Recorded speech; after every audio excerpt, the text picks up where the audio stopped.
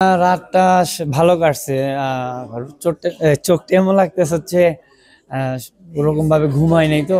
So সবাই সেহরি করলো একসাথে, সো রোজা রাখছে সবাই, সো এই জন্য এমন লাগতেছে।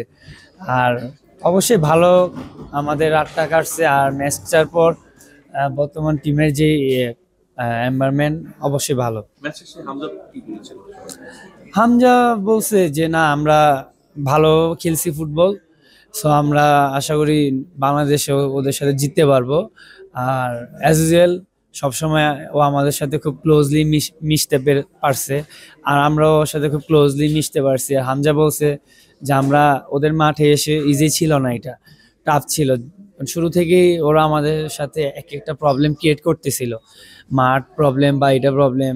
সো টাইমিং এর কোনো শিডিউল মিলছিল না। সো ওভারঅল আমরা মেন্টালি খুবই স্ট্রং ছিলাম, দেখে আমরা এখান থেকে একটা পজিটিভ একটা রেজাল্ট নিয়ে বাংলাদেশে যেতে পারতেছি। পরবর্তী লক্ষ্যটা কি নির্ধারণ করেছেন?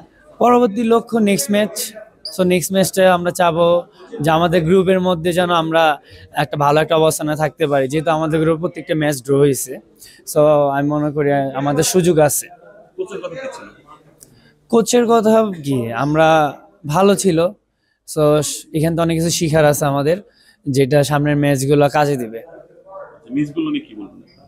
যে আসলে জয় হতে পারে, মানে আপনি যেগুলো মাঠে আমি বাইরে বসে দেখছেন। আপনার হচ্ছে আমাদের এখান থেকে অনেক কিছু শিখার আছে। সো কালকের ম্যাচটা আমাদের এখান থেকে অনেক কিছু লার্ন করার অনেক জায়গা আছে। সো আমি মনে করি কোচ এগুলো নিয়ে আমাদের সামনে কাজ করবে। Okay, okay, thank you. Thank you.